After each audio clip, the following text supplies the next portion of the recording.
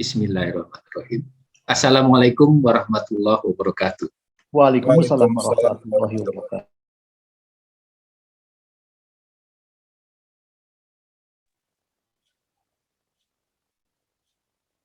Ya Sayyidina Muhammad wa ala ali Sayyidina Muhammad. Puji syukur kehadirat Allah Subhanahu wa taala, kita dipertemukan ini pengikut Rasulullah ya. Sahabat-sahabat kita semua yang dicintai Allah. Para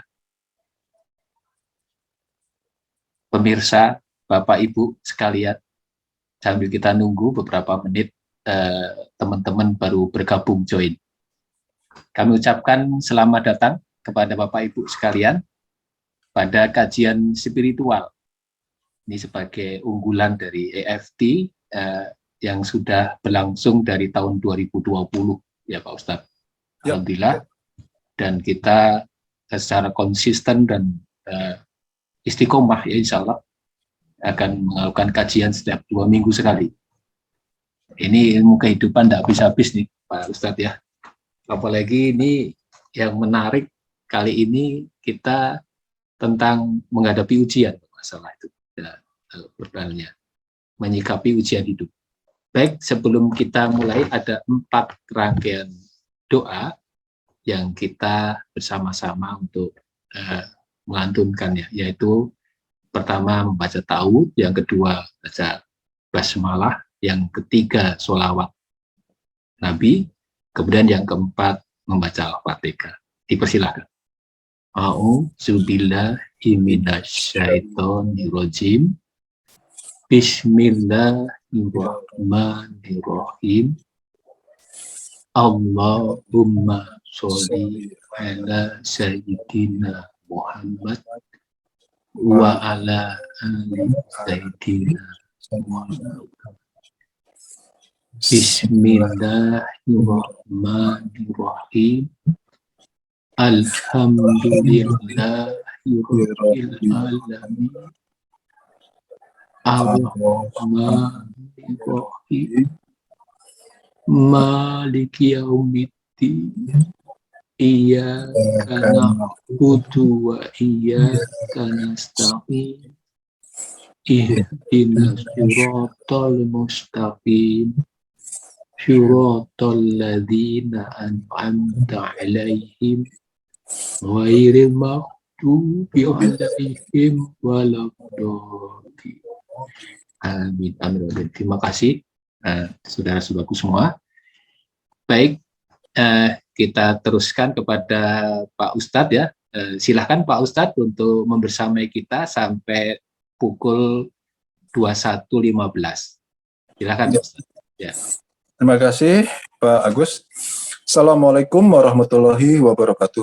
Waalaikumsalam warahmatullahi wabarakatuh. Asyhadu alla ilaha illallah wahdahu la syarikalah wa asyhadu anna Muhammadan abduhu wa rasuluh. Allahumma sholli ala sayyidina Muhammad wa ala ali sayyidina Muhammad. Segala puji dan syukur kita haturkan kehadirat Allah, berkat rahmat karunia hidayahnya. Alhamdulillah pada malam hari ini kita masih dapat dipertemukan dalam keadaan sehat walafiat. Tak lupa salawat dan salam kepada junjungan kita Nabi besar Muhammad Sallallahu Alaihi Wasallam beserta keluarga dan pengikutnya hingga akhir zaman. Sebagai rasa syukur kita, mari sama-sama kita membaca hamdalah dan salawat kepada Nabi. Alhamdulillahirabbil alamin. Allahumma sholli ala sayyidina Muhammad wa ala ali sayyidina Muhammad. Terima kasih kepada Pak Agus, demikian juga Pak Edi Iskandar dan Ibu Aceh yang telah memberikan kesempatan kepada kami. Kita sudah dari tahun 2020 ya Pak ya. Nggak terasa, sudah bertahun-tahun kita saling mengingatkan, saling tolbul ilmi, berdiskusi mengenai ilmu kehidupan. Dan tadi Pak Agus sampaikan nggak ada habis-habisnya. Dan memang terus berkembang, Pak. Kenapa? Karena dari hari ke hari, yang namanya kehidupan kita tentu semakin banyak variasi-variasinya. Bahkan tadi kan Pak Dr. Jan juga bilang kan, banyak sekali keajaiban. Ya. Oke, Judul kajian pada malam hari ini apa, Pak? Bagaimana? Menyikapi ujian hidup. Menyikapi ujian hidup. Oke. Menyikapi ujian hidup. Kalau secara umum, ya. Ini ada Bu Wulan ini jadi TikTok ini Bu Wulan. Boleh, silahkan. Jadi on kamera. Ibu Wulan. Assalamualaikum Bu Wulan. Assalamualaikum Bu Wulan. Bisa dengar suara saya Bu Wulan? Atau Pak Jen juga boleh tadi, Pak Dokter Oh Jen. ya, ya. Ya, nggak apa-apa. Mungkin Nggak diwakili oleh Pak Ya, Agus. baik. Ya, Tanpa kamera juga boleh. Suara aja ya. Jadi Ya. untuk sama-sama kita apa istilahnya berdiskusi, Ya. apakah sudah dipahami atau belum. Intinya itu sih, Pak. Baik. Pada saat kita diuji, Pak ya. Ujiannya entah masalah kesehatan, entah masalah keuangan, atau masalah yang lainnya dengan keluarga, dengan anak, istri, dan lain-lainnya. Secara umum, orang tentu ingin segera ujian atau permasalahannya selesai. Kan gitu, Pak ya. Coba saya tanya di sini, ada nggak yang ingin berlama-lama punya masalah? Waduh, nggak mau. Ya, nggak mau, kata kita nggak mau. Kita lihat, Pak. Kitanya nggak mau, kita lihat. Iya. Surat 16, ya, kita share. Surat 16, ayat 1-5, Pak. Loh. Oke, sorry. Bentar ya, saya share dulu ayatnya. Sebentar, kok nggak bisa ya? Bentar. Oke. Nahl ya? Nah, kenapa saya nggak bisa share ayat? Oh ya, oke, sebentar bisa. Kita mulai. Surat 16 ayat 1 dulu ya. Kita akan coba 1-5. Kita awali dengan surat 16 ayat 1. Surat An-Nahl ya? An-Nahl ayat 1. Boleh saya bacakan? Bismillahirrahmanirrahim. Ketetapan Allah pasti datang, maka janganlah kamu meminta agar dipercepat datangnya. Maha suci Allah dan maha tinggi Dia dari apa yang mereka persekutukan. Ketetapan Allah pasti datang, maka janganlah kamu ini siapa, Pak? Kita semua. Nah, kita meminta agar dipercepat datangnya. Pak Ustadz, ini kan sudah mulai COVID berkurang, kenapa kok kos-kosan saya belum laku juga ya, Pak ya? Ini sakit saya kenapa belum sembuh juga ya? Ini keuangan saya kenapa makin parah ya? Padahal saya sudah puasa, sudah sholat, dan lainnya saya lakukan, ibadah saya lakukan. Itu artinya minta dipercepat nggak tuh, Pak? Iya, percepat. Ya kan? Padahal Allah sampaikan, ketetapan Allah pasti datang. Maka janganlah kamu minta agar dipercepat datangnya. Ya kan? Secara kan seperti itu. Saya tanya tadi di awal, adakah yang ingin berlama-lama dengan punya masalah? Nggak ada pasti.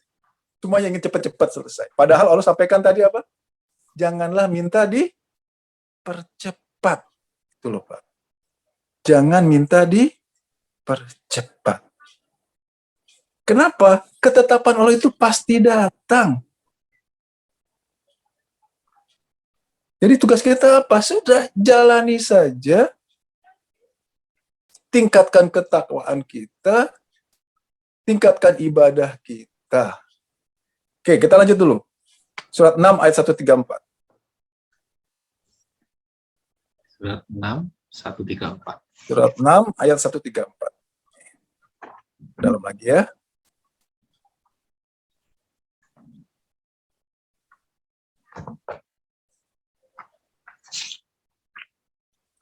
An'am 134.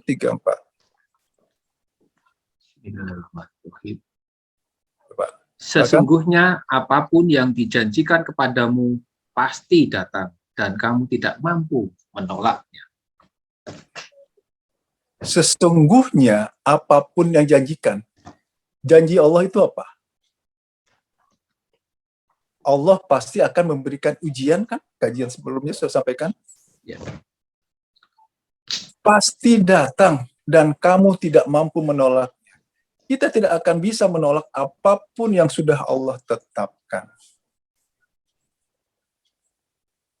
Selama ini, sikap kita pada saat Allah memberikan ujian, saya terima ya Allah, atau kenapa ya masalah saya nggak selesai? Ujian saya kok masih makin bertubi-tubi. Dia, Pak. Di sini Allah menyampaikan, ujian Allah, ujian ketetapan dari Allah itu pasti, janji Allah itu pasti terlaksana. Kita lihat sekarang. Oke. Apa janji Allah? Ya.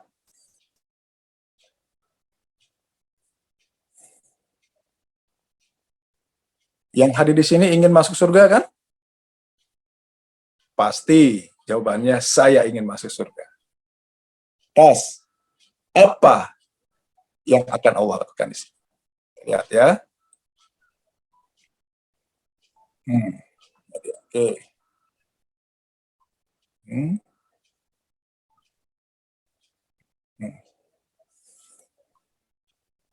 Coba Pak, apa ketetapan Allah di sini? Nah, silakan Pak. Bismillahirrahmanirrahim. Ataukah kamu mengira bahwa kamu akan masuk surga, padahal belum tentu, belum datang kepadamu cobaan seperti yang dialami orang-orang terdahulu sebelum kamu. Mereka ditimpa kemelaratan, penderitaan, dan diguncang dengan berbagai cobaan. Sehingga Rasul dan orang-orang yang beriman bersamanya berkata, kapankah datang pertolongan Allah? Ingatlah, sesungguhnya pertolongan Allah itu dekat. Tuh. Jadi, kalau syarat ingin masuk surga, apa yang harus kita lewati, Pak? Ya, ujian-ujian tadi ya. Ditimpa kemelaratan, penderitaan, diguncang dengan berbagai cobaan. Sehingga Rasul dan orang beriman, kapan datang pertolongan? Ingatlah, sesungguhnya pertolongan Allah itu sangat dekat. Ini dia. Ini yang tadi saya sampaikan bahwa Allah akan menjalankan ketentuannya, ketetapannya. Jadi, pada saat ada kita diuji, entah diuji dengan masalah keuangan, kesehatan, dan lain-lain, harusnya tenang aja atau pusing, Pak? Tenang. Tenang aja, kenapa? Memang ini sudah ketetapan Allah dan kita nggak bisa tolak gitu. Kita lanjut. Surat 33 ayat 17.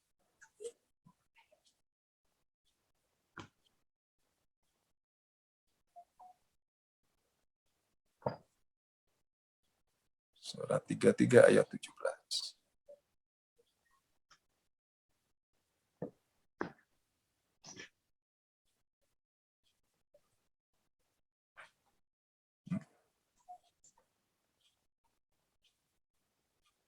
Silakan.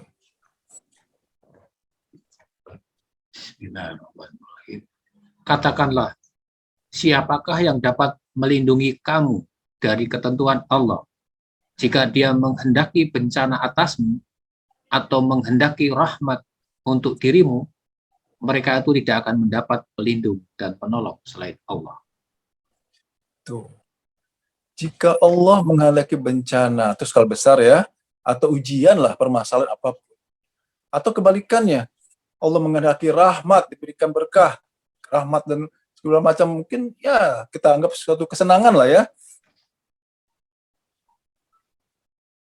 Allah sampai seperti ini. Ketentuannya. Kenapa? Ini Allah yang sudah menentukan apakah kita akan diberikan bencana atau terbalikannya. Jadi kalau sekarang saat ini hidup kita kadang-kadang mungkin di posisi sulit, banyak permasalahan, wajar. Tenang aja. jalani. Tingkatkan ketaatan, saya ulang sekali lagi.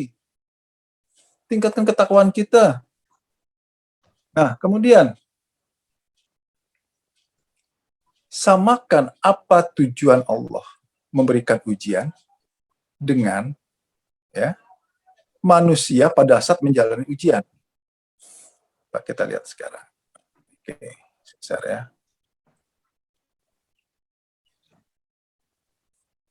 Pada saat manusia diberikan permasalahan,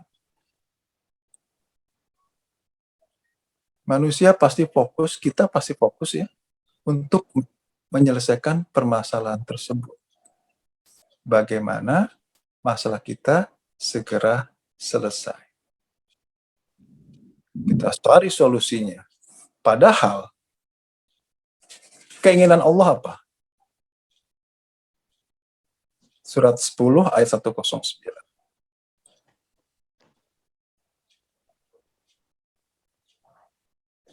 Apakah kita disuruh menyelesaikan masalah? Kita lihat. 10, 109.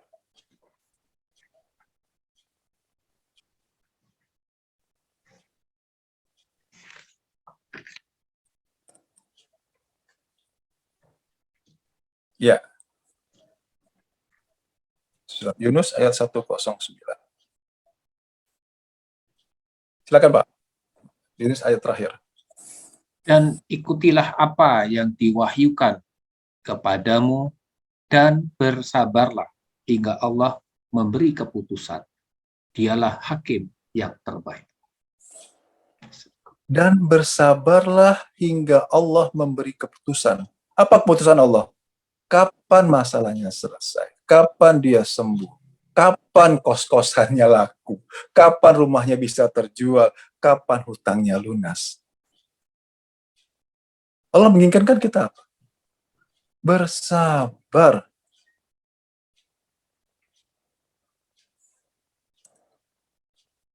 Masih ingat Pak Agus, bagaimana caranya mudah bersabar untuk kita menerima kondisi yang tidak enak, diberikan permasalahan hidup, sakit belum sembuh-sembuh, hutang nggak lunas-lunas, anak makin nakal, misalkan. Bagaimana caranya? Masih ingat Pak? Menerima dengan ikhlas. Oke. Menerima dengan cara? Ikhlas. Itu definisinya Pak. Menerima kejadian tidak enak dengan ikhlas. Lantas bagaimana caranya? Misalkan kondisi sedang sakit, nggak sembuh-sembuh, kondisi keuangan makin lama makin memburuk. Bagaimana caranya supaya kita mudah menerima kejadian yang tidak enak? Kejadian enak sih gampang ya Pak ya, kita terima. Kejadian nggak enak, Mas, gimana caranya? Masih ingat? Alhamdulillah. Jangan lihat orangnya. Anak yang nakal misalkan. Orang yang memfitnah kita. Jangan lihat kejadiannya. Sakit nggak kunjung sembuh. Hutang nggak lunas-lunas, malah makin tambah makin banyak. Tapi lihatlah izin Allahnya. Geser. Kenapa kita harus lihat izin Allah? Apapun kejadian yang terjadi, pasti sudah atas izin Allah. Izin dulu atau kejadian dulu, Pak? Izin. Allah mengizinkan maka terjadi, Allah tidak mengizinkan maka tidak terjadi. Kita lihat izinnya. Jangan lihat orangnya, jangan lihat kejadiannya yang nggak enak, sakitnya nggak sembuh, penyakit, permasalahan nggak punya selesai. Tapi lihatlah Allah sudah mengizinkan. Izin Allahnya. Geser di sini. Oh, Allah saja sudah mengizinkan. Kalau Allah mengizinkan itu maksudnya baik atau buruk, Pak? Baik. Pasti baik. Walaupun kita belum tahu baik di mana ya. Kenapa? Pasti baik. Allah tidak akan menzolimi sebesar Zahrah pun. Bahkan sekecil apapun kebaikan kita, Allah akan lipat gandakan. Itu punya ayat. Pada saat Allah sudah mengizinkan, pasti itu maksudnya baik. Dan pasti sempurna. Dan pasti penuh perhitungan. Nggak mungkin Allah memberikan keputusan langsung asal begitu saja. Kita saja, manusia saja pada saat memberikan suatu keputusan, decision pasti penuh perhitungan. Apalagi Allah. Dan tidak akan mungkin sebesar seorang pun menzolimi, bikin sulit kita. Jadi, geser. Yang tadinya lihat orangnya, lihat kejadiannya, lihat, oh ini sudah atas izin Allah. Lihat izin Allahnya. Pada saat kita bilang, saya terima ya Allah kondisi, maka kita masuk dalam kelompok orang yang bersabar. Innallaha ma'asabirin. Posisikan dulu kelompokan kita masuk sebagai orang yang bersabar. Orang yang bersabar siapa? Innallaha ma'asabirin. Yaitu orang yang menghormati izin Allah. Jadi gitu ya. Saya ulang lagi. Bagi yang baru bergabung atau mungkin sudah pernah saya jelaskan, saya mengingatkan diri saya dan juga para Bapak Ibu yang hadir di sini, supaya kita mudah menerima kejadian yang tidak enak. Jangan lihat orangnya, jangan lihat debt kolektornya yang datang, jangan lihat sakitnya yang nggak kunjung sembuh, jangan lihat anaknya yang nakal, nggak makin lama makin nakal, atau jangan lihat istri yang makin lama makin cerewet, tapi lihatlah izin Allah. Geser. Kalau tiba-tiba Pak Agus marah-marah maki-maki ke saya, kalau saya lihat Pak Agusnya, oh pasti saya kesel. Apa sih ini Pak Agus nggak ada angin nggak ada tiba-tiba marah-marah ke saya. Tapi begitu saya merenung sejenak, tenang. Oh, Pak Agus marah-marah sudah atas izin saya. Kenapa? Sudah Pak, atas izin Allah, karena sudah terjadi. Karena sudah terjadi itu atas izin Allah, pasti maksud Allah itu baik. Terima dulu, hamba terima ya Allah. Alhamdulillah. Supaya kenapa? Supaya kita bisa menghormati izin Allah. Itu kalau kita ingin dikelompokkan sebagai orang yang bersabar. Tentu kita semua ditanya, kalau ditanya ingin bersama Allah, pasti semuanya ingin bersama Allah. Syaratnya apa? Harus sabar. 2. Ingin masuk surga tentu perlu banyak pahala kan Pak? Masih ingat pahala apa yang sangat banyak banget nggak ada batasnya? Salat, ada hitungannya. Sedekah, ada. Sabar. Ya, saya ulang lagi. 39 ayat 10.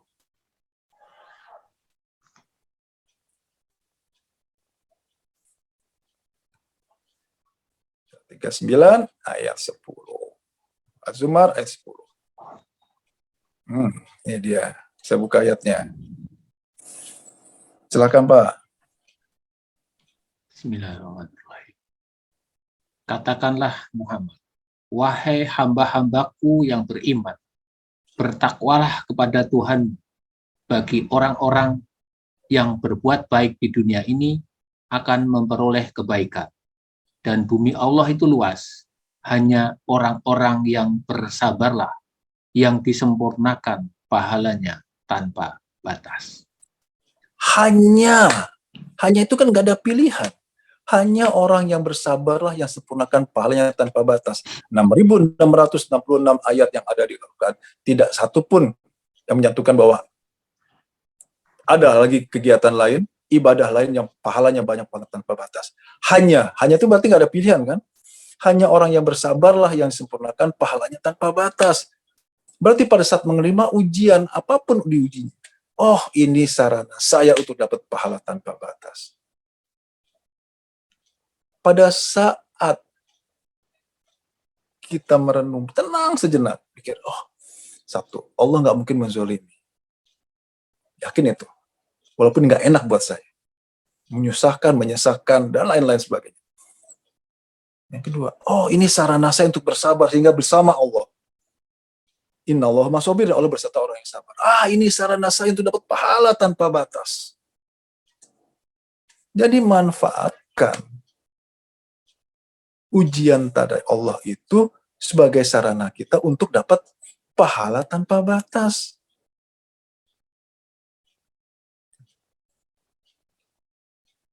Ya. Oke. Kemudian kita lihat ujian. Manusia bisa diuji dengan kondisi yang diuji dengan kejadian yang tidak enak, atau bisa juga diuji dengan kejadian yang enak. Kita lihat ayatnya Pak ya. Surat 21 ayat 35.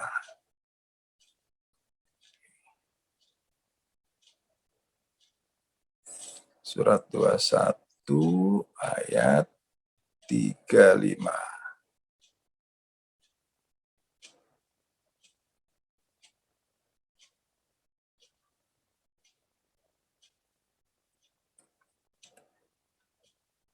Ya, silakan Pak. Setiap yang bernyawa akan merasakan mati. Hmm. Kami akan menguji kamu dengan keburukan dan kebaikan sebagai cobaan.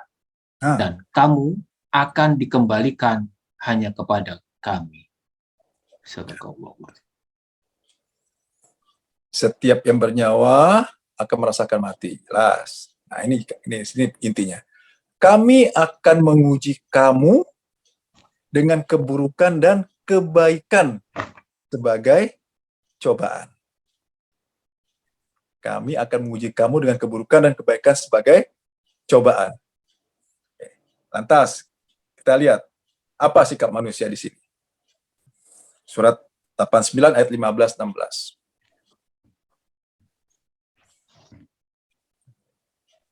Surat 89 ayat 15-16. Allah akan menguji kita dengan kebaikan dan keburukan. Sikap manusia seperti apa? Kita lihat. 89 Al-Fajr ayat 15 dan 16. 15 dulu. Silakan Pak. Maka adapun manusia, apabila Tuhan mengujinya, lalu memuliakannya dan memberinya kesenangan, maka dia berkata, Tuhanku telah memuliakanku. Lanjut. Namun 16. apabila Tuhan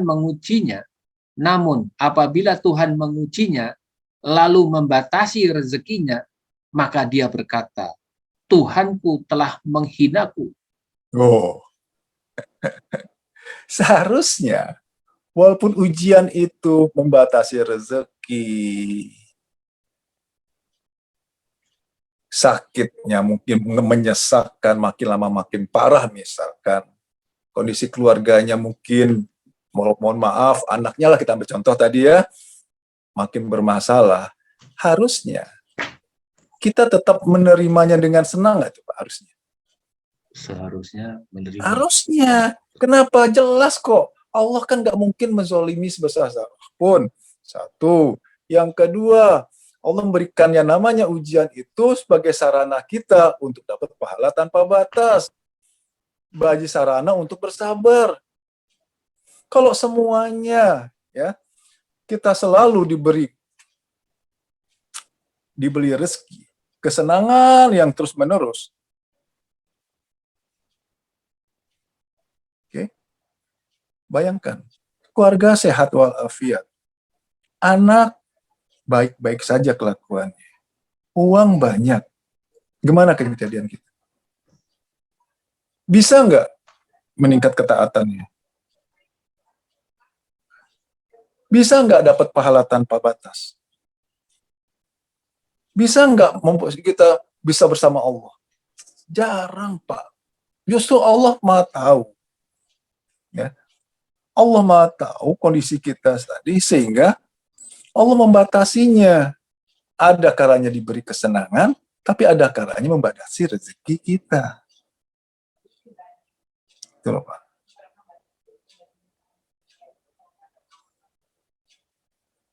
Oke. Sebelum saya lanjut, ada yang bertanya, silakan. Kita diskusi sekarang ya. Iya, biasanya kan Betul. menghadapi kesenangan kan kita bersyukur sekali gitu Pak Ustadz ya. Tapi kalau sudah seolah-olah kita kesulitan begitu ya, kita malah menjauh gitu. Nah, sikap kita seperti apa Pak Ustadz? Apakah mengeluh atau apa? Jadi gini, baik.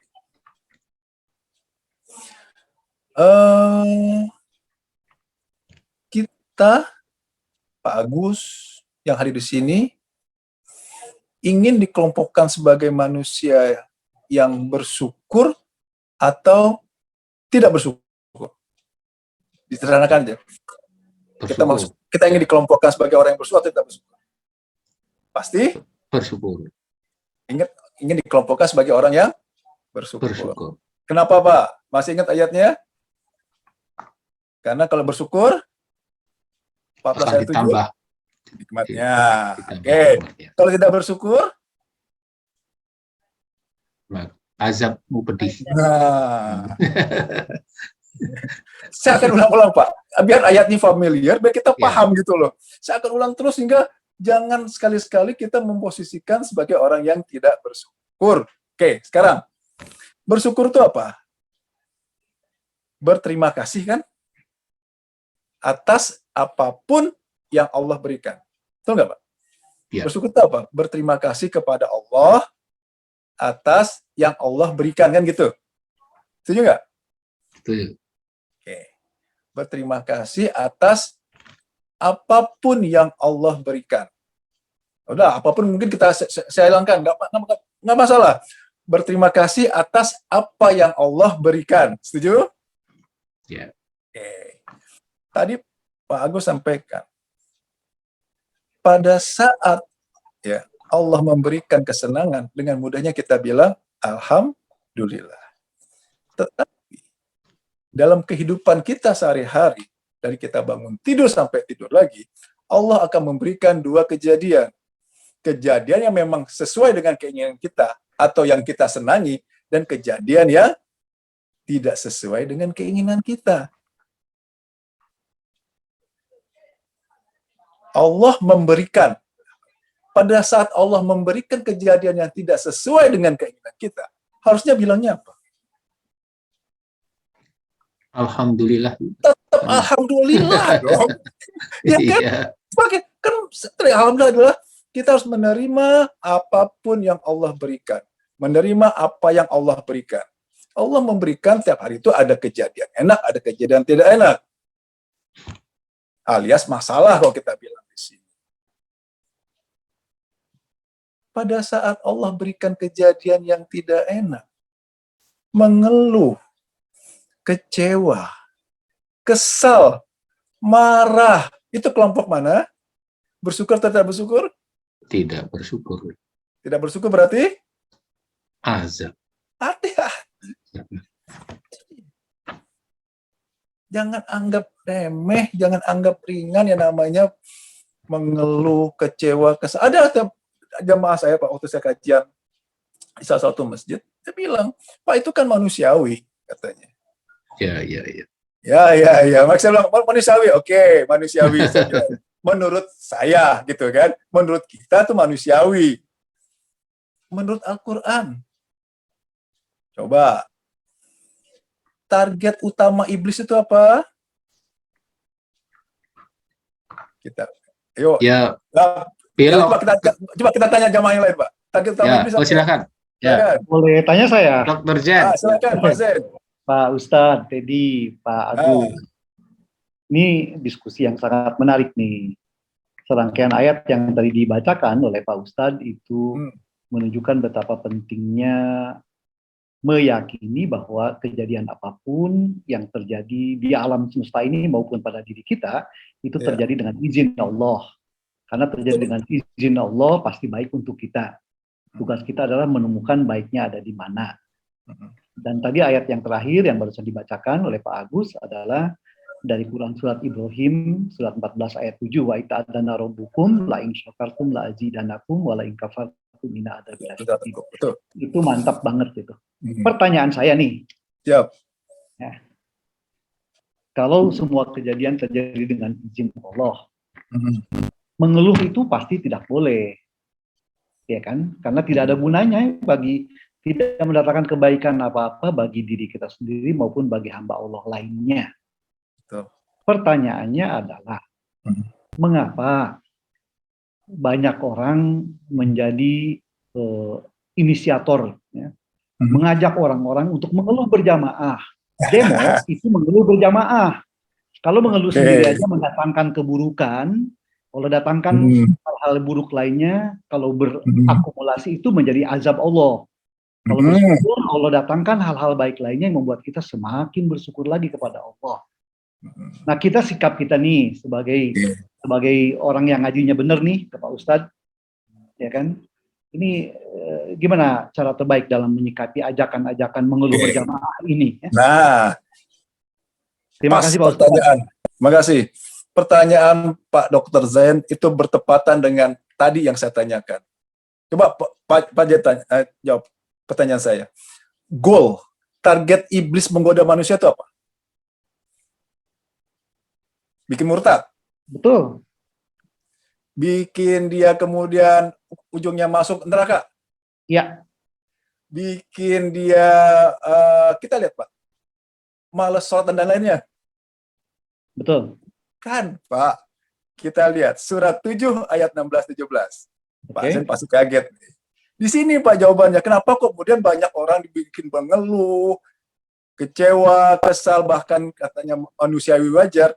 Di sini, ini jawabannya. Al-Quran sudah menjelaskan. Surat 7 ayat 16 dan 17. Saya buka ya. Jadi akan 7 menyesatkan sebanyak mungkin manusia. Nah, oke, silakan. Kebanyakan tidak bersyukur. Yo, benar. Iblis. Nah, silakan Pak. Bismillahirrahmanirrahim. Iblis menjawab, karena engkau telah menyesatkan aku, pasti aku akan selalu menghalangi mereka dari jalanmu yang lurus. Oke, itu langkah-langkahnya itu ya. Jadi, ini Iblis menjawab, karena Allah mengucapkan, engkau sesat, dan dikasih, apa istilahnya, Allah menghukum Iblis menjadi tersesat, diusir dari surga. Apa janji Iblis? Aku akan menghalangi mereka, menghalangi manusia dari jalan yang lurus. Terus Pak. Kemudian pasti aku akan mendatangi mereka dari depan, dari belakang, dari kanan, dan dari kiri mereka. Dan engkau tidak akan mendapati kebanyakan mereka bersyukur. Jadi goal utamanya apa Pak Zain di sini? Target Iblis. Tidak bersyukur ya. Bikin murtad. Enggak. Enggak. Dibikin enggak bersyukur Pak. Ya itu banyak keluhan tadi ya Pak. Itu tadi sehingga orang banyak mengeluh, seakan-akan manusiawi, yang namanya sakit itu mengeluh pusing. Masya Allah. Kita nggak sadar kalau selintas dibaca ayat ini Pak. Kemudian nggak kita sambung dengan Ibrahim ayat 7, kita nyantai aja, nggak ngeh ke arah sana. Ternyata target iblis itu adalah apa? Membuat manusia itu menjadi tidak bersyukur. Kan ringan banget kan? Nggak bersyukur udah azab selesai. Ya Pak Zain. Jadi kalau atas nama membela agama nih, ya kan? Membela agama dengan cara membuat kita ngikuti setan nih, jadi tidak bersyukur. Mengeluh berjamaah itu kan mengikuti langkah-langkah setan. Betul Pak. Makanya. Jadi gini, secara umum manusia itu berikhtiar itu hanya semata-mata menjalankan perintah Allah atau karena ikhtiarnya supaya keinginan dia terlaksana. Lilahnya lillahi ta'ala atau lillahi masalah selesai. Itu dia. Ya kan Pak? Pada saat niatnya bukan karena Allah, iblis masuk, setan masuk. Jelas, hanya orang yang mukhlisinlah yang tidak bisa digoda oleh, apa itu mukhlisin? Orang yang melakukan segala satu hanya karena Allah, atau orang yang ikhlas. Walaupun tujuannya baik, tapi niatnya bukan karena Allah, tapi di situ ada, contohlah yang paling sederhana aja. Yang paling sederhana. Pada saat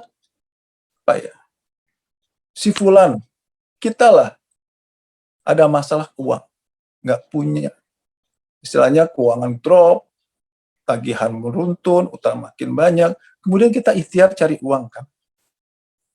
Ikhtiar cari uangnya itu tujuannya apa? Supaya utangnya lunas. Lilahnya berarti lillahi tak utang kan? Bukan lillahi ta'ala kan Pak? Sakit. ujuk-ujuk langsung ke dokter.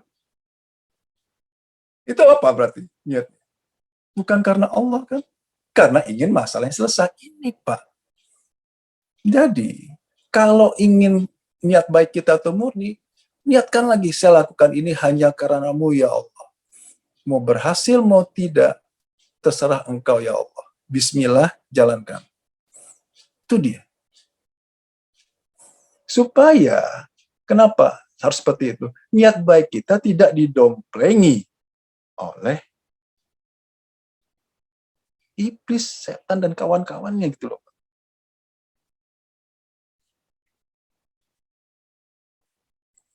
Kita buka ayatnya ya.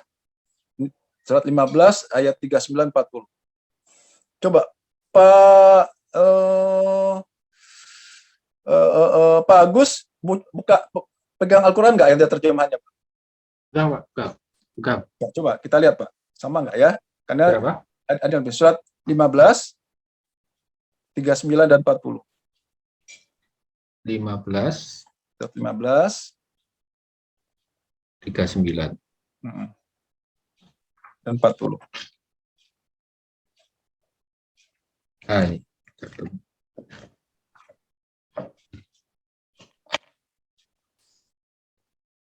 Bismillahirrahmanirrahim. Ia, iblis berkata, Ya. Tuhanku, oleh karena engkau telah memutuskan aku sesat. Yang ini mana? Aku pasti akan jadikan kejahatan terasa indah bagi mereka di bumi. Dan kita bahas dulu. Kejahatan terasa indah. Oke? Jadi sesuatu yang buruk pun kita anggap tuh baik, benar gitu ya. Iya, baik. Oke, terus Pak, lanjut. Dan aku akan menyesatkan mereka semuanya. Kecuali hamba-hambamu yang terpilih di antara mereka. Kecuali hamba-hambaku yang terpilih, atau mukhlisin kalau terjemahannya. Mukhlisin ya. 40. Mukhlisin. Mukhlisin itu apa? Ikhlas kan? Jadi kalau kita ingin tidak digoda oleh iblis, tidak bisa digoda oleh iblis, syaratnya satu, harus ikhlas hanya karena Allah. Mukhlisin. Makanya untuk semua tindakan kita, apa yang kita lakukan, harus kita awali dengan niat kita hanya karenamu ya Allah. Bismillah, jalan. Kita kan enggak, ujuk-ujuknya ikhtiar, langsung. Yang punya utang, montang-manting cari uang, berangkat pagi, pulang lagi pagi. Yang sakit sibuk cari dokter, cari terapis. Murnikan niatnya hanya karena Allah. Kenapa? Karena mau selesai atau tidaknya, sembuh atau tidaknya, lunas atau tidak, itu kan haknya Allah. Ustaz, Coba kita lihat. boleh nggak saya? Gimana Pak? Silakan, Pak. Ya. Di Quran surat Al-Insan, surat 76 ayat 9. Itu ada ayat yang berkaitan, Ustaz. Al-Insan surat 76 ayat 9. Surat 76 ayat 9, Al-Insan. 76 ayat 9. Kalau saya baca aja terjemahannya, sesungguhnya kami memberi makanan kepada kamu atau melakukan kebaikan apapun lainnya, mata-mata karena mencari keridhaan Allah. Kami tidak mengharap balasan dari kamu, tidak pula ucapan terima kasih. Bolehkah kalau saya menggunakan ayat itu juga sebagai salah satu indikator dari keikhlasan? Betul, Pak. Betul ya? Jadi kan kita harap apa? Ridhonya Allah kan? Betul. Coba, selama ini yang kita harapkan apa? Selesainya masalah apa? Ridhonya Allah. Iya. Selama ini kita tuh memposisikan sebagai pemohon atau mendikte Allah, jangan-jangan malah sering nyuruh Allah kan gitu, Pak. Saya mau ini, saya mau itu. Jadi bukan viral ya yang diinginkan ya, yang mau dikejar tuh bukan viralnya menjadi terkenal, menjadi dapat. Itu dia, Pak. Ridho Allah jauh lebih bermakna, lebih sangat benar daripada yang selama ini dikejar banyak orang. Betul. Waduh, terima kasih Pak Ustadz, ini bermakna banget bagi saya. Nah, mulai geser gini. Jadi gini Pak. Ya. Pada saat ya kita melakukan suatu aktivitas atau kita ikhtiar lah ya, kan Allah memberikan dua pilihan. Kita bisa menyelesaikan dengan logika, satu lagi menyelesaikan dengan keyakinan. Kalau dengan logika, pada saat kita sakit, batuk, nggak sembuh-sembuh, perginya kemana secara logika kita? Spesialis paru, ya kan? Penyakit dalam. Udah ke spesialis paru, bahkan sampai ke luar negeri pun nggak sembuh juga. Ujung-ujungnya apa? Depresi, stres. Itu kalau kita pakai. Pilihan satu lagi, pakai ini Pak. Keyakinan. Nah, gimana caranya? Terima dulu. Ya Allah, sakit ini atas izin-Mu ya Allah. Pasti maksud-Mu baik. Terima kasih ya Allah, hamba sakit ini menggugurkan dosa hamba ya Allah. Terima kasih ya Allah, dengan sakit ini peluang hamba untuk dapat pahala tanpa batas. Terima dulu. Begitu kita terima, itu bersama siapa jadi? Bersama Allah. Lantas Allah tinggal diam? Enggak. Allah akan memberikan petunjuk. Udahlah, nggak usah jauh-jauh, cukup ke puskesmas. Misalkan kayak gitu, Pak. Atau ke dokter yang lain, itu lihat nanti akan sangat berbeda. Kenapa saya tanya ke Pak Z? Kenapa orang sampai depresi bahkan bunuh diri? Di mana? Miss-nya di mana Pak? Ya, miss-nya tidak menerima bahwa setiap kejadian itu terjadi dengan izin Allah itu. Salah pakai alatnya Pak. Betul. Udah mentok, dipaksain, stres, depresi, bunuh diri jadinya. Nah begitu sudah mentok, ganti dong dengan keyakinan. Oh yakin, kenapa? Allah nggak menzalimi sebesar batu pun. Kenapa? Yakin bersama kesulitan ada kemudahan. 2 kali Allah menjelaskan. Oh yakin. Yang namanya ujian sesuai dengan kemampuan. Al-Baqarah 286. Pasti bisa, pasti selesai. Itu Pak. Pakai keyakinan gitu loh. Oke? Itu Pak. Jadi, untuk yang hadir di sini, termasuk saya mengingatkan diri saya sendiri, Allah memberikan 2 pilihan pada saat kita melakukan aktivitas sehari-hari.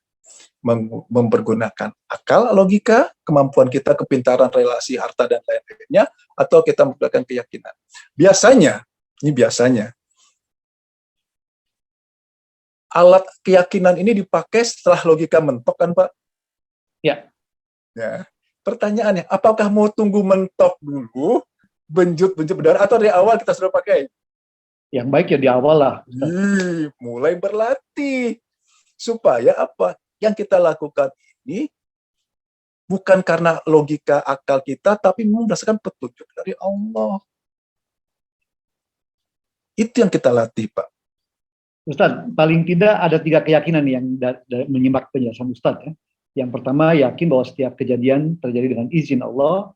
Betul. Yang kedua, Allah yang memberi penyakit dan Allah juga yang akan memberikan solusinya. 10.107. Betul, Yunus 107. Kalau ikut betul. Allah kan semua penyakit itu ada obatnya kecuali mati dan tua dan selain itu ada solusinya. Kemudian keyakinan yang ketiga, ini juga yang penting Ustaz. Apa itu yang ketiga Ustaz?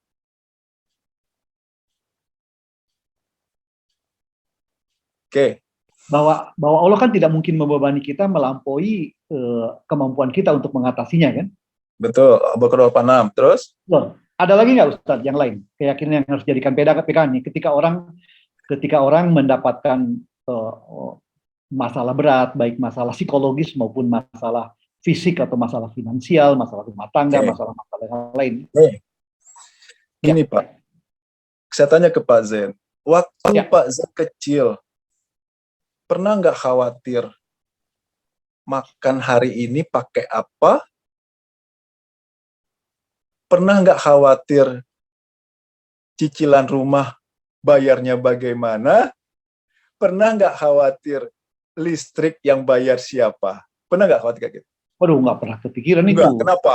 Bahkan Ada yang ngurus kan? Iya. ayam aja nggak pernah mikir ya nggak? Dia pasti Pernah mikir makan. kan? Kenapa? Kita Iya. tenang karena ada menjamin kita kan? Ada yang menjamin tuh. Ada yang ngurus, ada yang Betul, ngurus betul. kita. Betul. Oke. Begitu menginjak remaja, dewasa sampai senior Kak sekarang.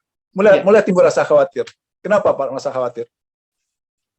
Karena merasa nggak ada lagi yang ngurus kan, orang tua udah meninggal atau mungkin Iya. sama pamannya udah nggak ada. Hmm. Kita lupa Pak. Ali Imran ayat 2. Imran ayat 2 ya. Share Ali Imran ayat 2. Imran ayat 2. Yang Sering makhluk dan terus-menerus mengurus makhluknya termasuk diri kita ya. Pantaskah kita khawatir dalam hidup ini? Waduh. Kurang ajar bener kita Pak ya. Akunya beriman tapi ternyata meragukan Itu dia. kemampuan Pak. Allah untuk mengurus kita terus-menerus ya. Ini dia. Ada jamaah sampai nangis-nangis telepon, Pak Ustadz, anak saya baru lahir, saya diceraikan sama suami saya, lantas anak saya ini gimana nanti biayanya, siapa mau ngasih makan, katanya gitu. Udah saya bilang, buka Ali Imran 2. Ada Allah ya Pak Ustadz. Baru dia ngomong. Ini Pak. Masih pantaskah kita khawatir? Lah, ada yang ngurus terus-menerus. Bagus sekali.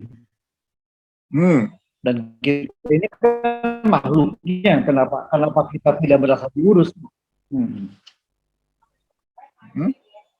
Kalau ada orang yang merasa dirinya dizalimi itu tidak beriman.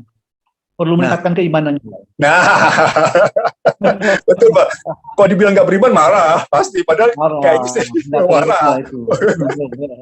Inilah, itu dia Pak. Nah jadi kuncinya satu. Oke, saya tanya sekarang. Tujuan Allah memberikan ujian itu apa? Meningkatkan derajat imannya kan, keyakinan kan?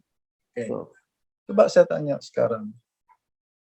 Secara umum, pada saat diuji, manusia itu keyakinannya makin meningkat atau makin drop, Pak? Umumnya makin meningkat. Secara umum, turun kan? Saya udah sholat Pak Ustadz, saya sudah sabar Pak Ustadz, kurang apa lagi saya? Kan gitu, kurang sabar apa lagi saya? Kenapa sih kamu gitu kan? Apa yang saya lakukan? Kayak gitu. Nah ini dia. Padahal harusnya targetnya itu bukan masalah selesai, tapi targetnya adalah pada saat kita diuji, keyakinan kita naik nggak? Oh ternyata benar. Ujian itu sesuai dengan kemampuan saya. Oh ternyata benar, begitu serah ada kesulitan, ada kemudahan kok. Oh janji Allah itu benar. Allah itu mengurus terus-menerus. Masalah rezeki Allah juga jamin. Masih perlukah kita khawatir? Ini loh Pak. Jadi, ujian itu sesuai dengan apa yang Allah inginkan. Bukan malah kebalikan. Diuji Allah, keimanan, keyakinannya makin merosot, makin drop. Justru makin yakin. Udah Ustaz, itu aja. ada ayat favorit saya lain nih Pak Ustadz, berkaitan dengan topik kita ini. Surat 20 ayat 112 Ustadz. 20, 112 ayat 112.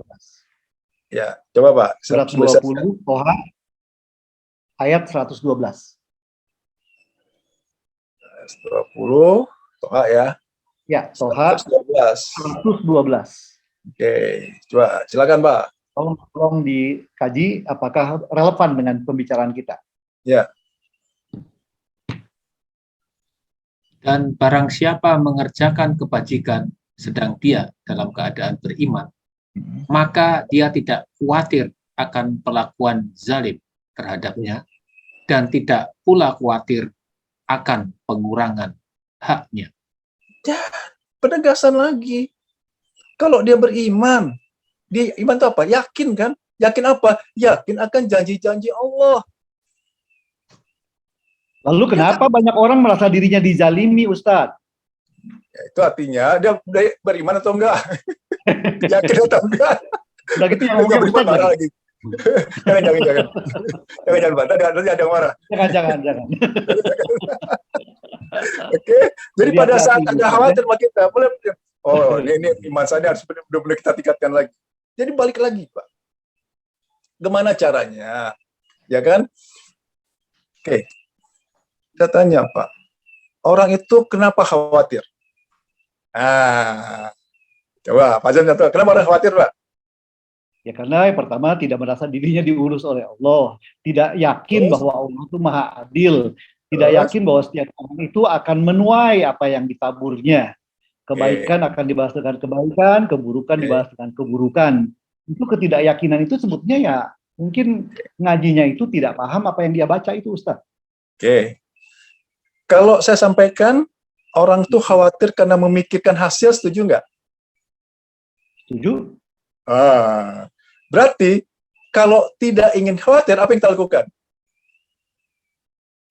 Saya ulang, pelan-pelan, Pak. Bapak harus bisa dapat. Ya, Manusia ya. tuh khawatir karena memikirkan hasil. Lantas Betul. bagaimana supaya kita nggak khawatir? Tugas kita ini kan ngurusin sebabnya, bukan akibatnya. Karena Tuh, akibat itu dijamin oleh Allah. tuh Pak Jan udah jawab tuh. Ya jangan mikirin hasil, Betul. ya kan? Kenapa? Kita kan nggak bisa menentukan hasil.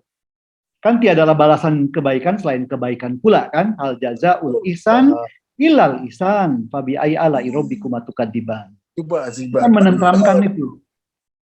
Itu dia, Pak. Ya. Ya. Jadi tugas kita apa? Berusaha semaksimal mungkin. Urusan hasil kita serahkan kepada Allah. Allah.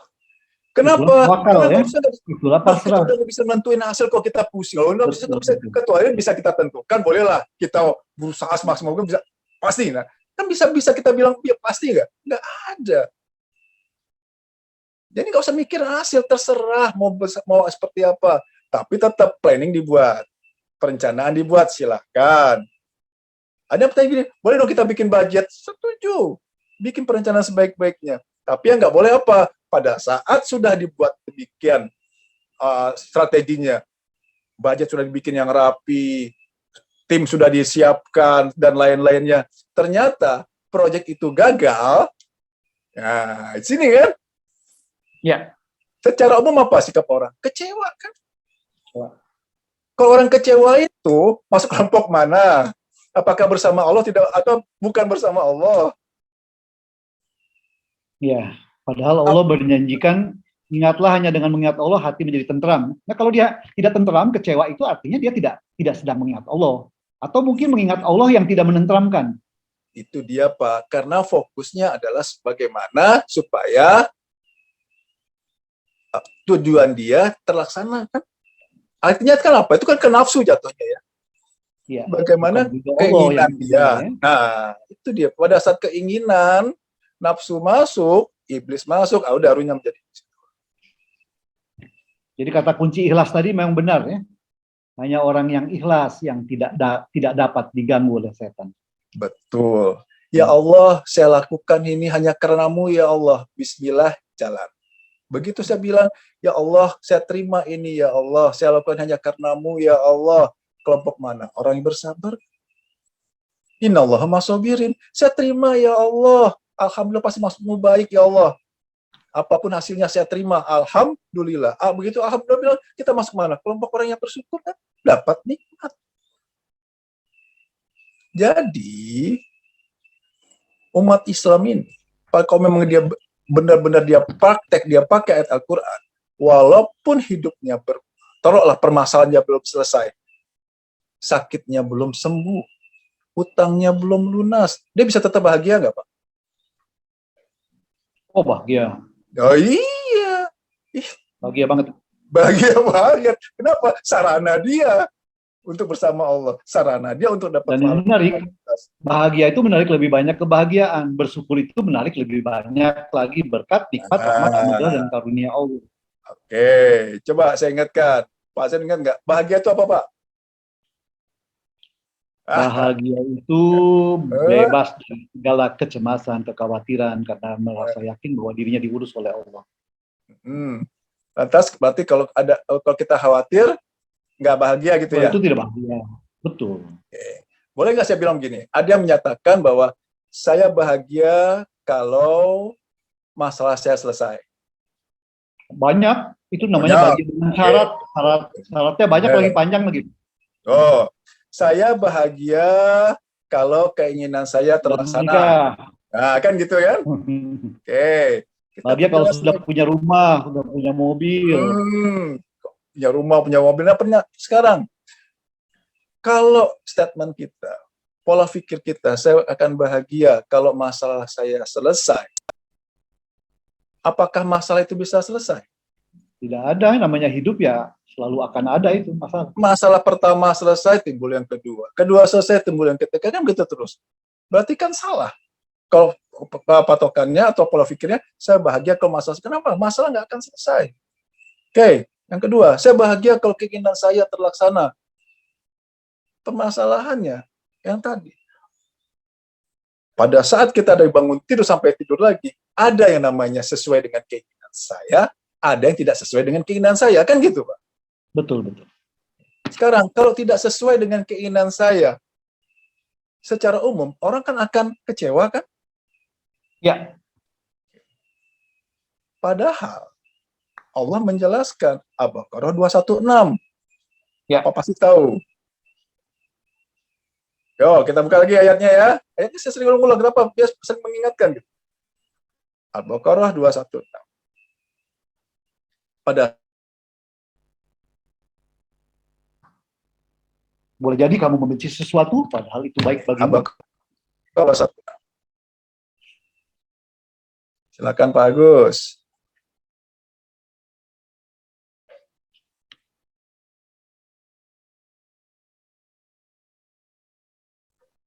Diwajibkan atas kamu berperang, padahal itu tidak menyenangkan bagimu. Tetapi boleh jadi kamu tidak menyenangi sesuatu, padahal itu baik bagimu. Dan boleh jadi kamu menyukai sesuatu, padahal itu tidak baik bagimu. Allah mengetahui, sedang kamu tidak mengetahui. Jadi, harusnya walaupun kejadian ini nggak sesuai dengan keinginan yes. Boleh jadi kamu tidak menyukai sesuatu padahal itu baik bagimu. Di situ. Allah mengetahui sedangkan kamu tidak mengetahui. Itu Pak. Lantas, jadi yang bahagia itu apa Pak? Bahagia adalah, tadi Pak Johan udah ngasih bocoran itu. Bahagia adalah Al-Fatihah. Coba kita buka. Ihdinas siratal mustaqim. Artinya? Kembali ke jalan yang lurus ya Allah. Lanjutannya, yaitu jalan yang engkau beri nikmat atau kebahagiaan. Jadi, kalau ingin bahagia, patokannya apa? Tolak ukurnya apa? Harus berada di jalan yang lurus. Berada di jalan yang lurus, maka bahagia.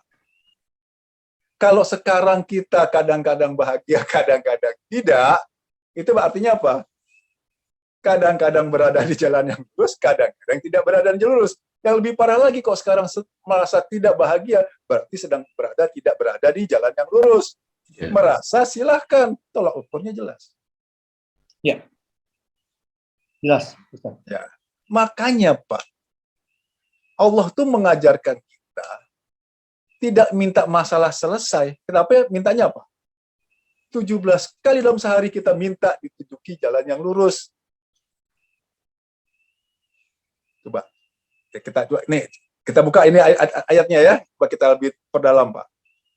Oke, kita buka tadi surat Al-Fatihah. Surat yang sering kita baca, kita pun sudah tahu artinya. Biar buka artinya biar lebih jelas. Al-Fatihah. Coba, Pak. Dibaca, Pak Agus.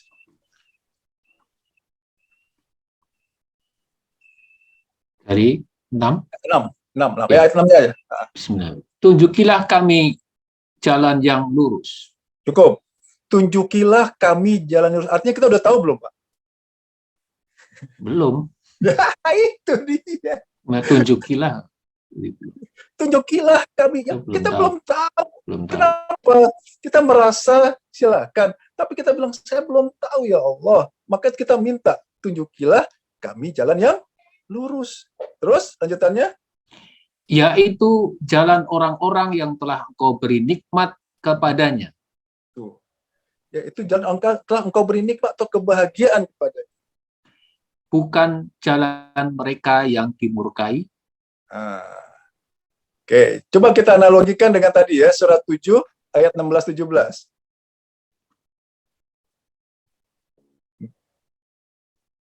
Tuh. Coba Pak.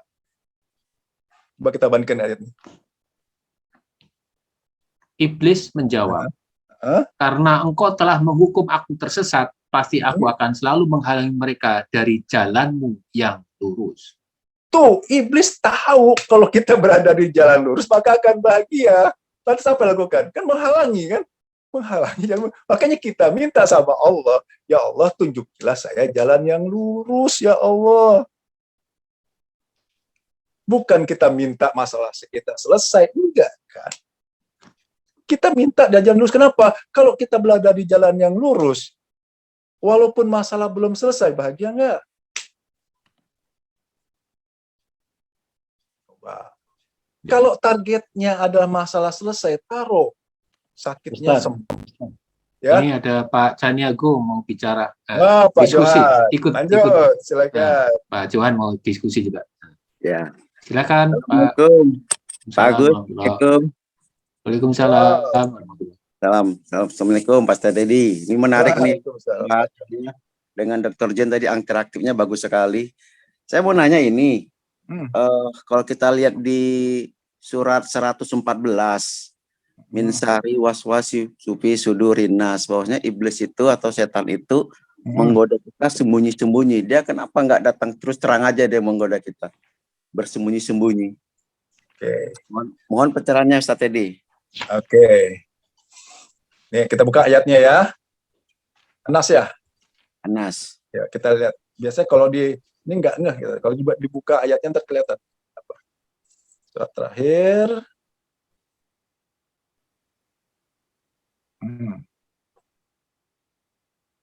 Nah.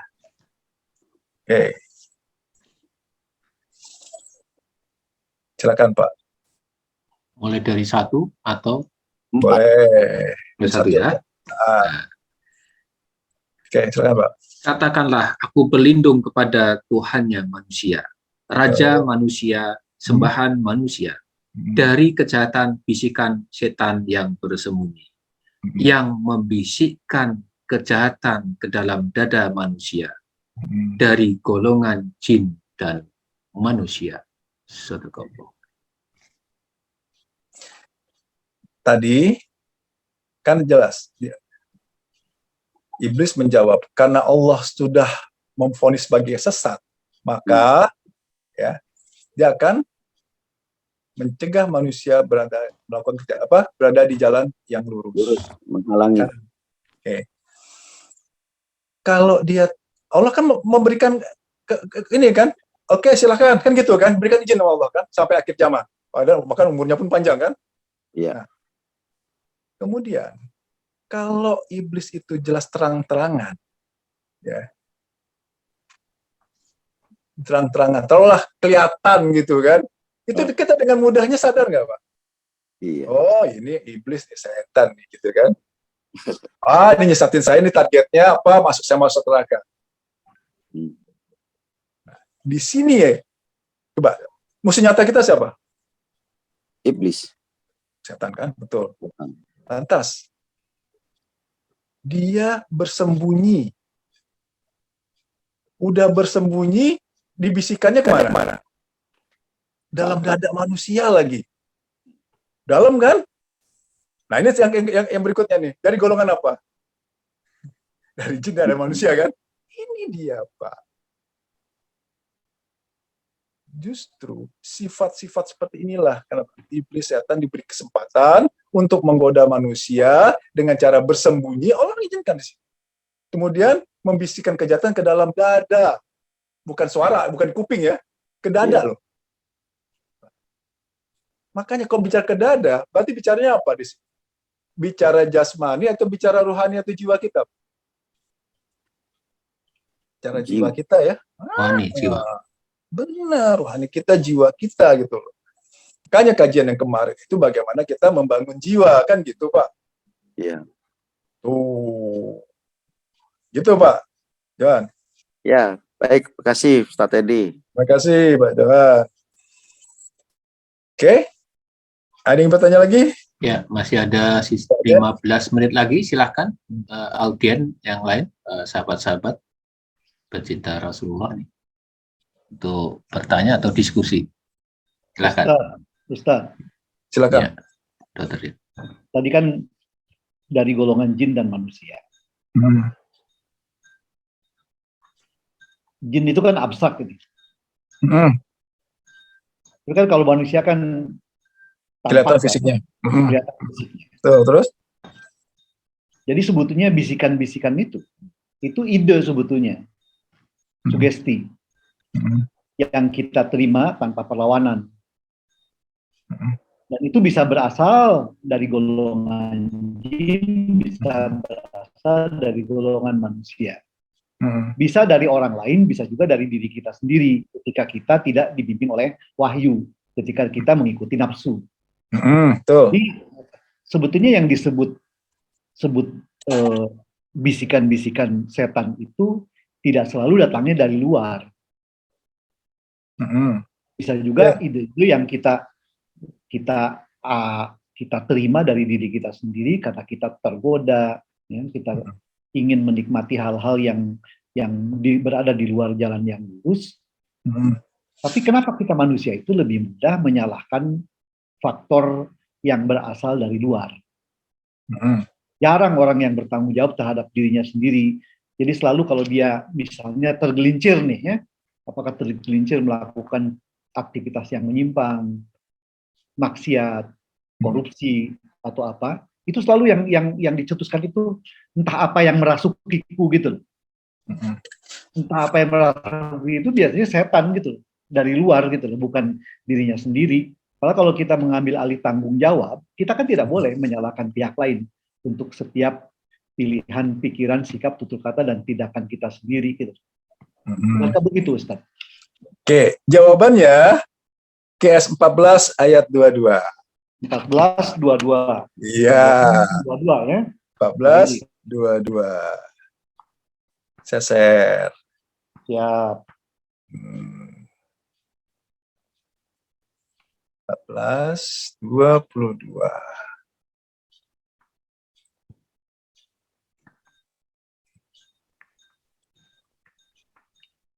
Dan setan terus berkata, ketika perkara hisab telah diselesaikan, sesungguhnya Allah telah menjanjikan kepadamu janji yang benar, dan aku pun telah menjanjikan kepadamu, tetapi aku menyalahinya. Tidak ada kekuasaan bagiku terhadapmu, melainkan sekedar aku menyeru kamu, lalu kamu mematuhi seruanku. Oleh sebab itu, janganlah kamu mencerca aku, tetapi cercalah dirimu sendiri. Aku tidak dapat menolongmu, dan kamu pun tidak dapat menolongku. Sesungguhnya aku tidak membenarkan perbuatanmu mempersekutukan aku dengan Allah sejak dahulu. Sungguh, orang yang zalim akan mendapat siksaan yang pedih. Oh, apa kata iblis? Kata setan kan? Jangan cerca aku, cercalah dirimu sendiri. Oh, jelas kan? Nih dia. Ini jawabannya, Pak. Benar yang Pak tadi Pak Zen sampaikan. Betul. Kita coba pelan-pelan ya. Kita setan berkata, ketika perkara pada saat dihisab ya, telah diselesaikan. Sesungguhnya Allah telah menjanjikan kepadamu janji yang benar. Tuh, iblis ngakui. Allah telah menjanjikan kepadamu janji yang benar. Dan aku pun telah menjanjikan kepadamu, tapi aku menyalahinya. Ini poin pentingnya. Tidak ada kekuasaan bagiku terhadapmu. Berarti iblis itu nggak berkuasa terhadap kita. Ya. Setan itu nggak berkuasa. Melainkan sekedar aku menyeru kamu, kamu mati seruanku. Salah sendiri, gitu bahasanya kan. Sebab itu janganlah kamu cerca aku, cercalah dirimu sendiri. Tuh Pak. Nah, berkaitan dengan itu, Ustaz. Ya Pak. Ustaz, berkaitan dengan itu. Kita ini kan diberi furqan oleh Allah. Ya. Furqan ini kan, kalau tadi kita selalu mengatakan minimal 17 rakaat dalam sehari semalam, 5 waktu itu kita minta kepada Allah agar mendapatkan petunjuk jalan yang lurus, ihdinas siratal mustaqim. Ya kan? Dan di surat Al-Baqarah kan dijelaskan kalau kamu minta jalan yang lurus ya pegang teguh dong, hudal lil muttaqin gitu loh, petunjuknya itu ya bagi orang-orang yang bertakwa itu ya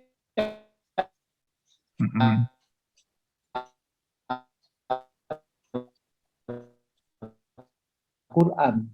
Pertanyaan saya ini, kegusaran saya udah lama ini Ustaz. Gitu loh. Bukan membaca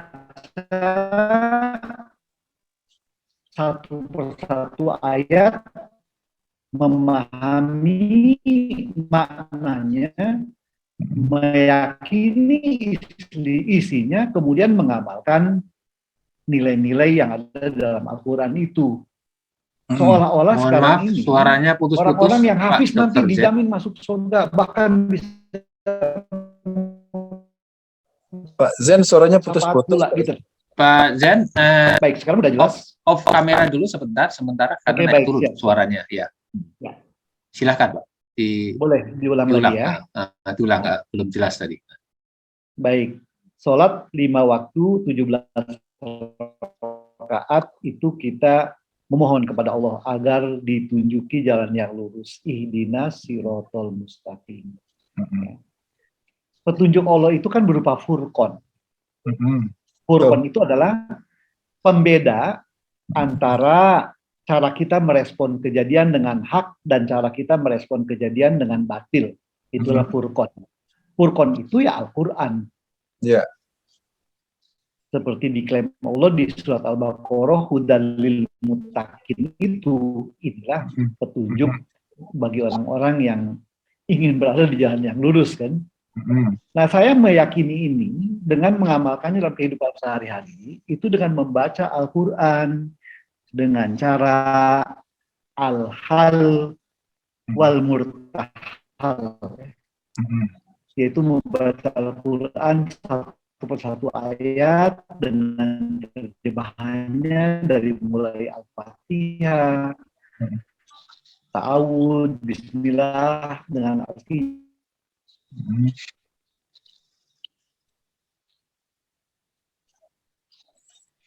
Oke, baik Pak. Kayaknya sinyal ini kurang baik ya. Saya bisa menangkap ya Pak Ustadz ya. Baik. Saya bisa menangkap. Maksudnya Dr. Jen ya. Paham. Jadi gini. Iya paham. Ya silakan. Ini terpental beliau atau mana ini? Ini akan kita jelaskan, insya Allah di minggu depan. Kita akan detailkan lagi. Pernah dengar namanya Nur Al-Quran? Nah, gimana Pak Zen? Saya terlempar tadi ya. Ya terlempar. Ya. Keluar ya? Udah masuk lagi. Masuk lagi nih, masuk lagi. Ya. Oke, jadi gini Pak. Nanti kita detailkan, insya Allah minggu depan ya. Baik, siap. Oke. Jadi, sini selintas saja. Pernah dengar namanya Nur Al-Quran, Pak? Iya, Pak. Cahaya Al-Quran, Nur Al-Quran. Betul. Nur Al-Quran, itu yang kita bahas. Selama ini, kenapa itu kita nggak dapat? Coba, sama. Sholat sih sholat.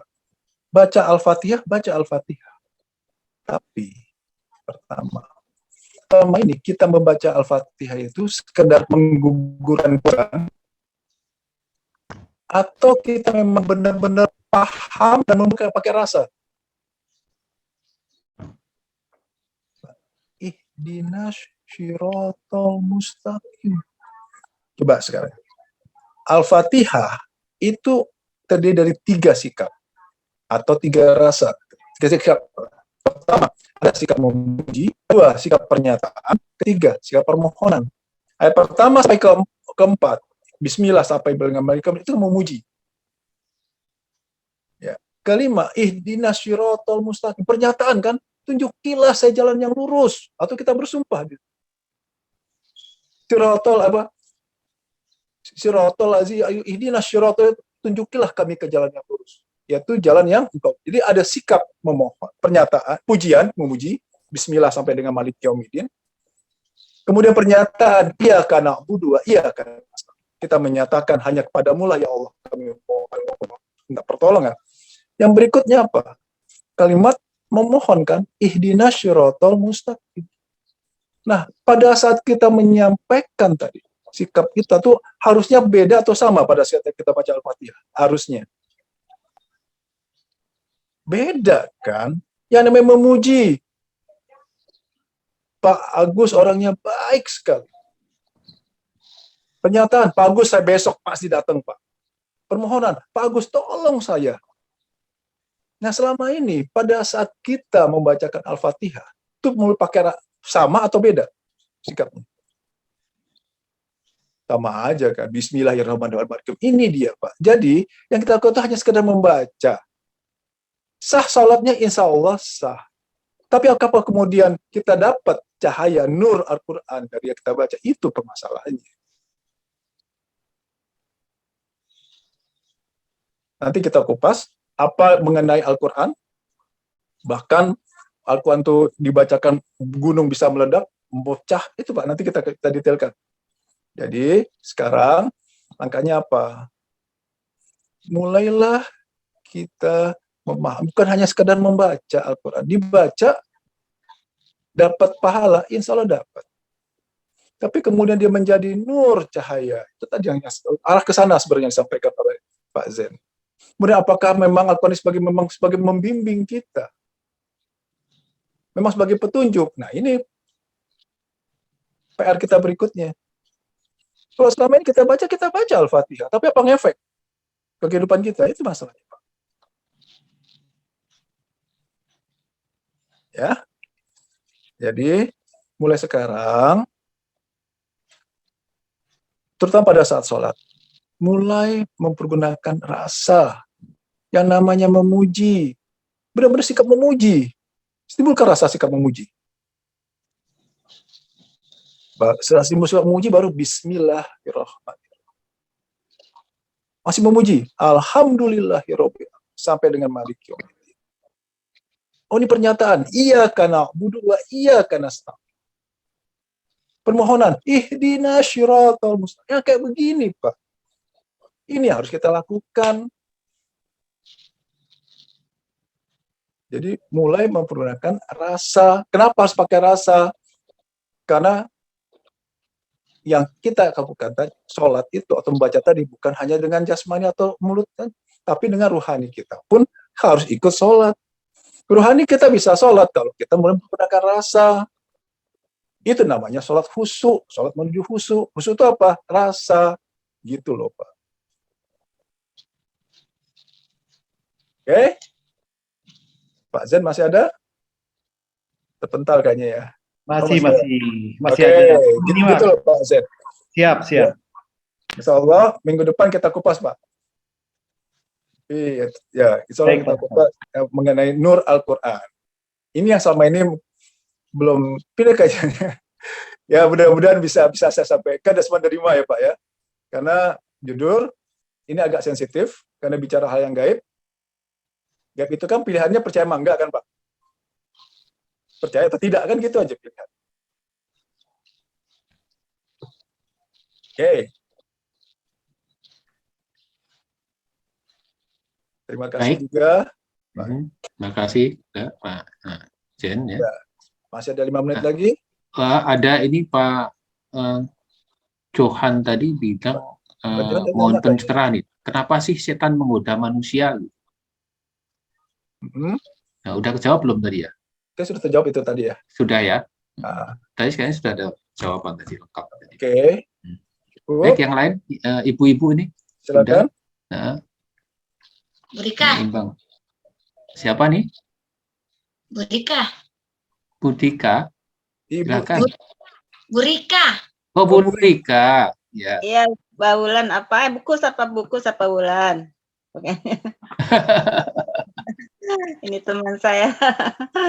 Kemarin ikut kajian juga. Oh, gitu. Banyak sih. Ada yang boleh tanyakan tuh? Oke, Bu Wulan silakan mau yang bertanya. bertanya, Bu Wulan. Enggak, Bu Rika yang mau nanya. Oh, Bu Rika. Oh, loh. Apa satu ini? Satu kamar. Iya, saya nyimak dulu Pak Ustadz ya. Baik, ya. Ya, ya. Jadi Bu Rika, Saya hari tidak ini ada beberapa ayat-ayat yang selama ini memang belum kita sampaikan. Ya. Udah jadi di samping ayat yang sudah familiar, kenapa saya ulang-ulang? Supaya bukan hanya sekedar kita paham, tapi kemudian kita yakin, kita praktek. Nah, gitu loh. Ya. Jadi Al-Quran itu memang sebagai petunjuk, bukan hanya sebagai bacaan. Petunjuk bagi siapa? Bagi orang yang meyakini, kan gitu punya ayat. Iya. Pedoman untuk seluruh manusia, tapi dia menjadi petunjuk untuk orang yang meyakini.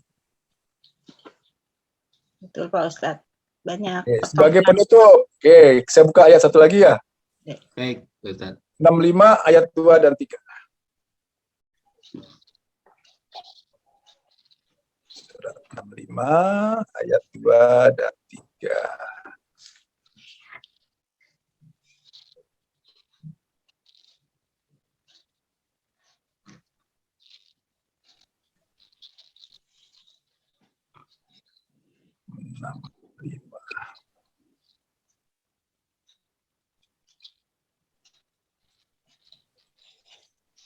Mulai dari mana nih, Pak Ustaz?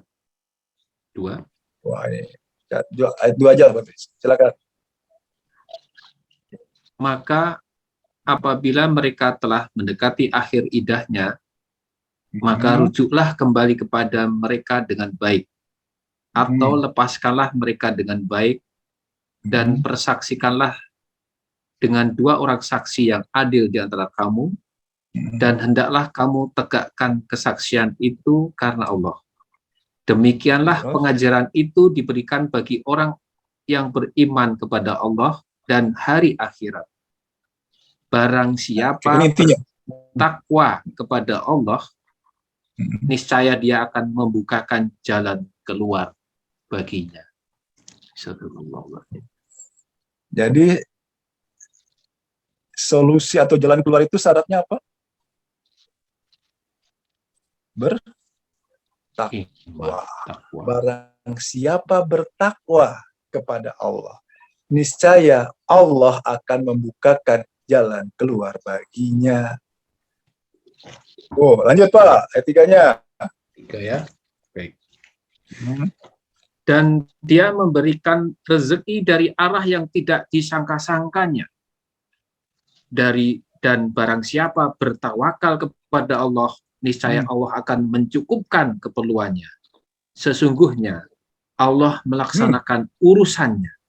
Sungguh Allah telah mengadakan ketentuan bagi setiap sesuatu.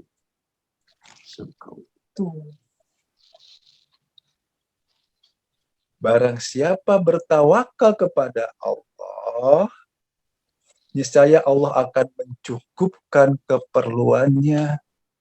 Allah memberinya rezeki dari arah yang tidak disangka-sangka. Ini penekannya. Sesungguhnya Allah melaksanakan urusannya. Jadi yang namanya menyelesaikan masalah itu urusan siapa? Allah. Selama ini merasa urusan kita kan? Ya. Urusan gue. Itu Urusan gue. Sesungguhnya Allah melaksanakan urusannya. Urusan Allah apa? Memberikan jalan keluar. Membukakan jalan keluar, memberi rezeki, dan mencukupkan keperluannya. Tugas kita apa? Tawakal. Itu dia. Oke. Ada yang ingin bertanya? Silakan. Oh, udah pas 15. Pas ini sebagai penutup Pak, ya. Ada tambahan lagi Pak Ustadz? Cukup Pak. Juga headline. Alhamdulillah. Ya, cukup ya. Ya, Yang silakan penting Pak Ustadz. prakteknya. Jadi sekali lagi saya sangat berharap benar. Ini juga permintaan dari guru kami Pak Antono supaya kajian ini bukan hanya sekedar pengetahuan, tapi bisa Ibu pakai, Bapak terapkan pada saat kita menjalani kehidupan. Sehingga sesuai dengan keinginan kita bersama, bahagia dunia, bahagia di akhirat. Bahagia itu sekali lagi apa? Bukan masalah selesai. Bahagia itu kok keinginan saya terlaksana? Bukan. Bahagia itu adalah kalau kita berada di jalan yang lurus. Jadi fokuslah berada di jalan yang lurus. Bukan fokus bagaimana masalah selesai. Kenapa? Masalah selesainya itu urusan Allah. Tadi ayat jelas kan? Itu urusannya Allah. Bagaimana menyelesaikan masalah. Tugas kita apa? Taat, tawakal, perbaiki sikap kita, terutama apa? Sabar. Sabar itu adalah sikap kita pada saat Allah memberikan apapun yang Allah inginkan terjadi pada kita. Bersabar, perbanyak bersyukur. Kenapa? Saya bilang ditambah perbanyak bersyukur. Seberat apapun, sebanyak apapun masalah saat ini, nikmat Allah itu masih lebih banyak, jauh lebih banyak ketimbang permasalahan yang ada. Makanya Allah sangat tegas, bersyukur ditambah nikmatnya. Tidak bersyukur, azab. Ya, oke. Ya, saya kajian untuk pada malam hari ini cukup. Diwakili oleh Pak Zen, masih ada? Masih ada. Oke. Kiranya yang tadi saya sampaikan ada yang menyinggung, diwakili Pak Zen, saya dimaafkan Pak. Siap, saling memaafkan kita Pak. Terima kasih. Yang benarnya datang dari Allah, sekiranya salah dari saya. Mari kita tutup dengan baca hamdalah. Alhamdulillah. Rabbil alamin. Doa kafaratul majelis. Subhanakallahumma wa bihamdika asyhadu alla ilaha illa anta astaghfiruka wa atubu ilaik. Assalamualaikum warahmatullahi wabarakatuh. Waalaikumsalam warahmatullahi wabarakatuh. Terima kasih Pak Agus Pak. Jazakumullah khair. Terima kasih Pak Ustadz Teddy, Pak Dr. Jen, Pak Johan, Bu Rika, Bulat, Putri, dan sahabat-sahabat semua yang tidak bisa sebutkan satu persatu. Terima kasih telah sudi sampai detik ini untuk menikmati pencerahan dari mensikapi ujian kehidupan. Luar biasa hari ini kajiannya. Mudah-mudahan kita doakan Ustadz Teddy senantiasa sehat, ya, sukses, bahagia. Amin. Ya. Amin. Baik. Ada pengumuman sedikit bahwa nanti kita di bulan Oktober ada International Annual Conference dari EFT. Jadi bisa dilihat di grup-grup semuanya, nanti ada pengumumannya.